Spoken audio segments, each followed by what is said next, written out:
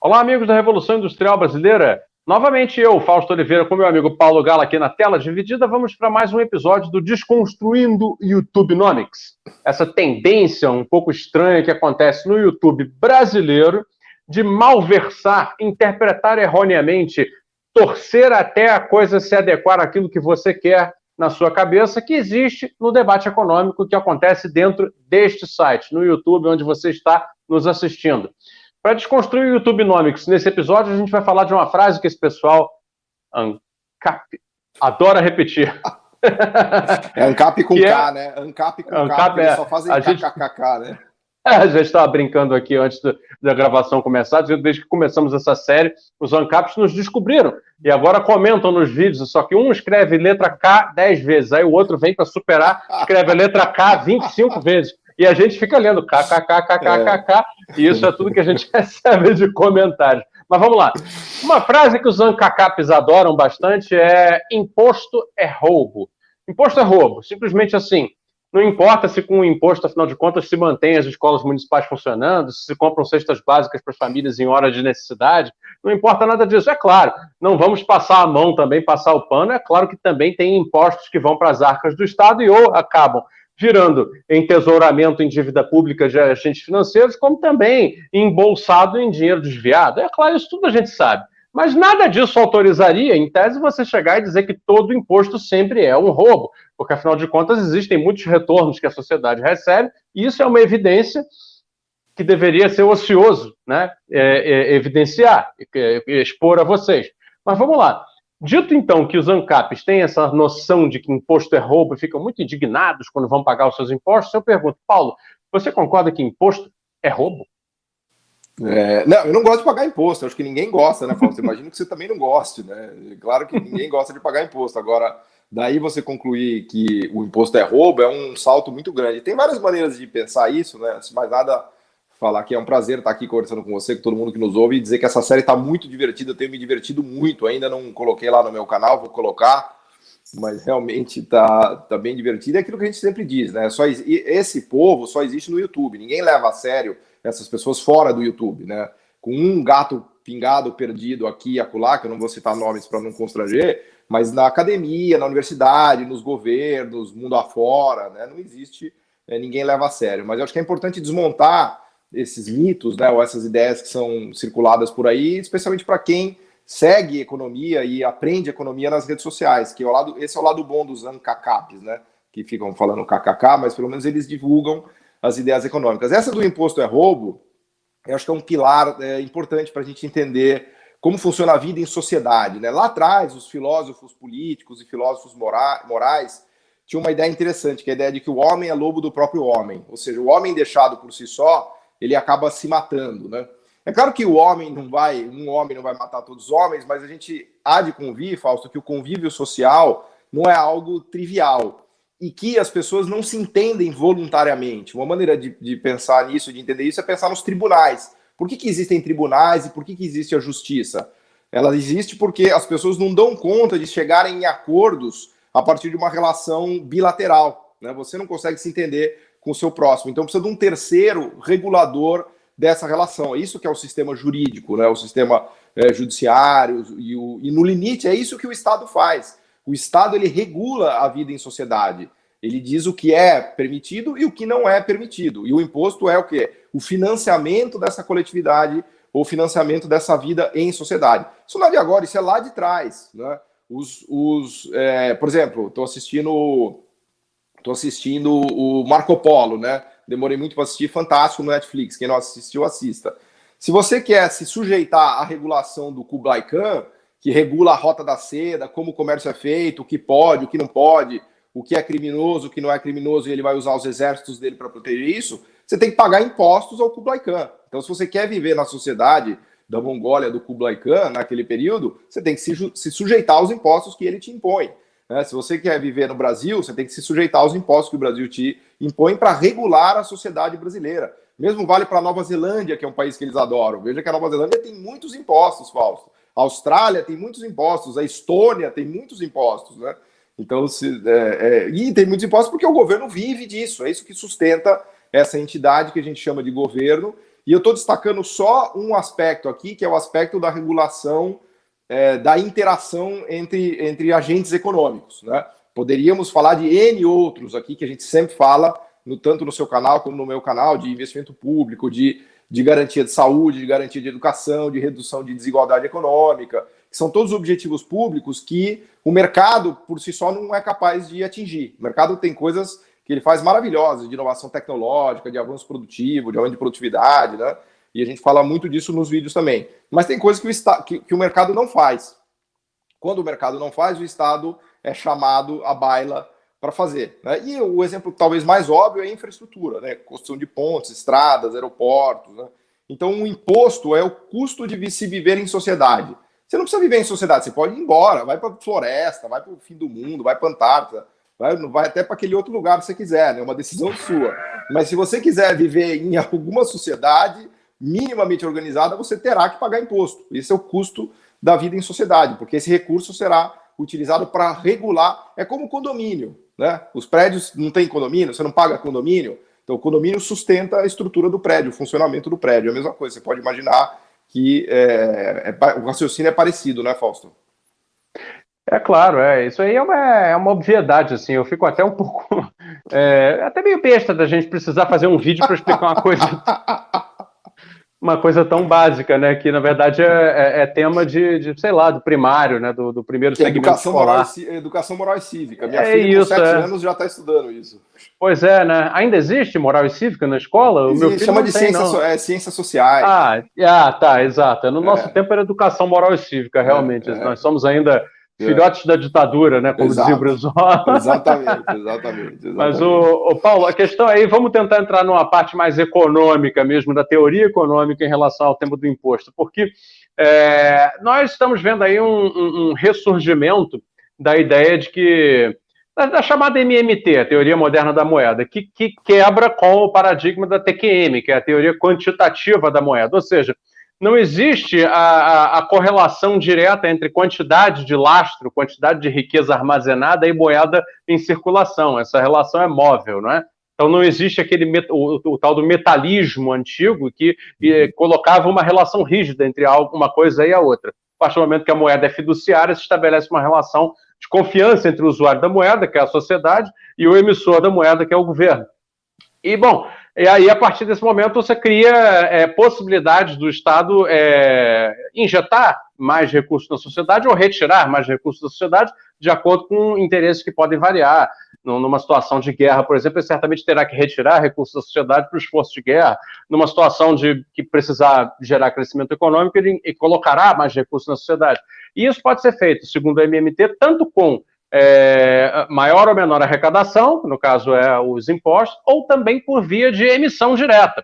E aí as pessoas começaram a bugar, ficar meio confusas, e perguntam, na verdade, se então a MMT está correta e o Estado pode fazer a emissão do dinheiro como queira, que é uma coisa que eu discordo, que é uma leitura empobrecida, né, da ideia da MMT, eles perguntam, então, para que o imposto? E eu tenho tentado fazer esse diálogo dizendo o seguinte, olha, não é que a emissão monetária seja um fluxo sem fim, não é verdade? E um dínamo que nunca vai quebrar. Né? A correlação de limite que eu vejo na realidade tem muito mais a ver com a estrutura produtiva, porque afinal ela é que vai dar o limite da capacidade de oferta e, portanto, você vai ter que se manter regulado demanda e oferta para não ter a hiperinflação, né? E, portanto, a capacidade de estrutura produtiva determina esse limite, isso é um ponto. E o outro ponto é que, afinal de contas, você tem os estoques de riqueza na sociedade que esses podem vir a dar maiores contribuições, aí sim, via arrecadação, que é o caso, por exemplo, de lucros e dividendos e tudo mais. Não sei se essa explicação, esses elementos que eu juntei fazem sentido, mas o que você teria a dizer a respeito da relação entre MMT, estoque e fluxo, Estado, sociedade, emissão e imposto? Boa, Fausto. Primeiro ponto que, assim, no sistema fiduciário, as pessoas aceitam moeda por fidúcia, porque elas acreditam, porque a moeda tem confiança das pessoas. Na verdade, os sistemas fiduciários, eles são também acompanhados de um sistema contratual, que eu explicava agora há pouco. Nos sistemas fiduciários, a lei diz que você precisa pagar impostos na moeda doméstica e que contratos podem ser liquidados na moeda doméstica. Então, o que garante, vamos dizer assim, o valor da moeda doméstica é o sistema contratual do país, porque tanto do ponto de vista jurídico, a justiça desemboca numa liquidação contratual a partir da moeda corrente, quanto no sistema tributário, o pagamento de impostos se dá via moeda doméstica de curso legal forçado, que é impressa pelo governo. Então não tem nada a ver com lastro, tá? Com ouro, não tem nenhum lastro nas moedas que são emitidas. Agora, eu achei interessante isso que você falou da comparação da MMT com a TQM, né? Que eu acho que é bem isso mesmo, ó. A teoria moderna da moeda, que aliás não tem nada de moderna, até os inventores eles tiraram um sarro, né? Porque são ideias que vêm já de séculos, mas ela se contrapõe à teoria quantitativa da moeda em vários pontos, especialmente no ponto de que a capacidade de endividamento e do financiamento do governo pela via monetária e de títulos públicos é muito maior do que se imagina e do que pressupõe a teoria quantitativa da moeda. E claro que, ao dizer isso, a MMT não está dizendo que a capacidade de endividamento e financiamento do governo pela via monetária ou de dívida é infinita, né? E acho que agora vale a gente qualificar esse ponto, né? Um outro detalhe legal para as pessoas pararem para pensar é que a diferença entre moeda e título é muito pequena, especialmente se a taxa de juros está baixa, porque no final do dia, tanto uma moeda como um título, que é um ativo, é um passivo do governo que as pessoas carregam como ativo, né? Se você tem um título de dívida pública, significa que o governo vai te dar um dinheiro. E se você tem o dinheiro do governo, significa que o governo ele vai fazer com que aquele dinheiro seja honrado a partir do sistema contratual, né? Se a Selic está em 0 ou em 2%, é quase indiferente você ter dinheiro na conta corrente ou em títulos. Quando o juro começa a subir, aí claro que o título começa a fazer diferença, porque você ganha 2, 3, 5, 10% de juros, né? Então há uma diferença aí, mas no final do dia é o governo que tem que vai honrar isso para você. Bom, a pergunta que a gente faz, e que é a mais relevante aqui para a gente, é qual é o limite de impressão monetária e de financiamento via dívida pública?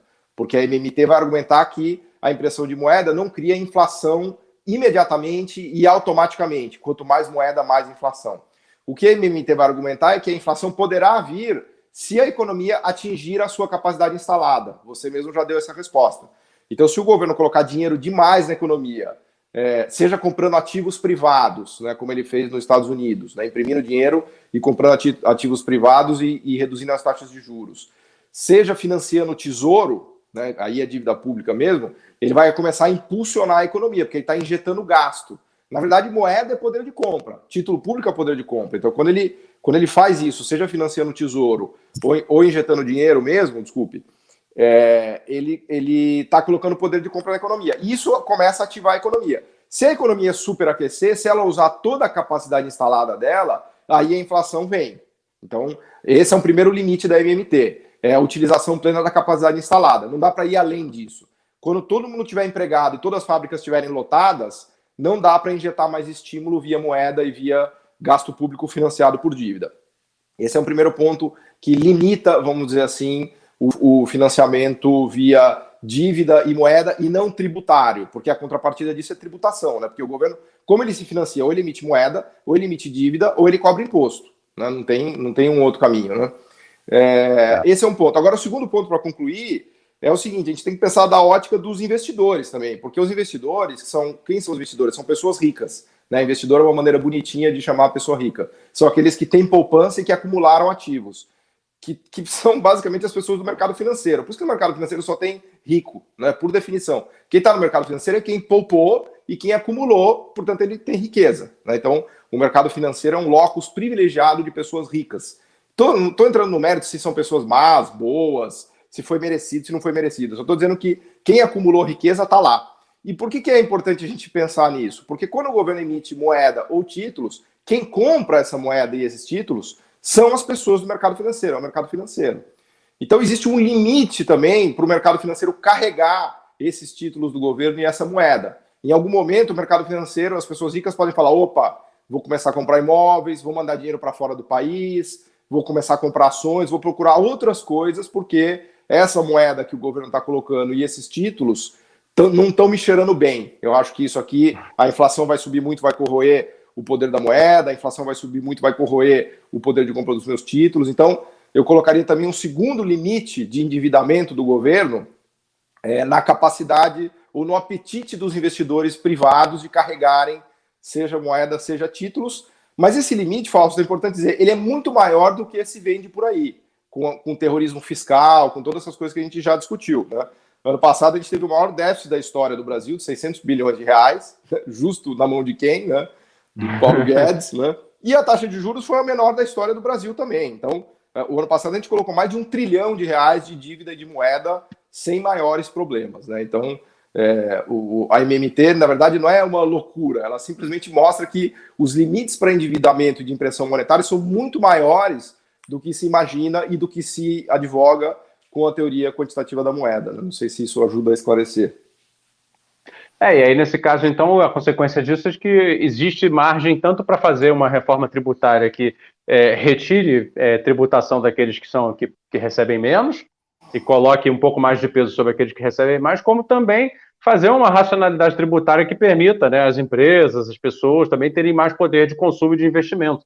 Na verdade, porque se você com dívida você consegue financiar a vida pública, né, com mais flexibilidade, significa também que tira mais pressão, ou melhor, exerce menor pressão sobre a necessidade de arrecadar.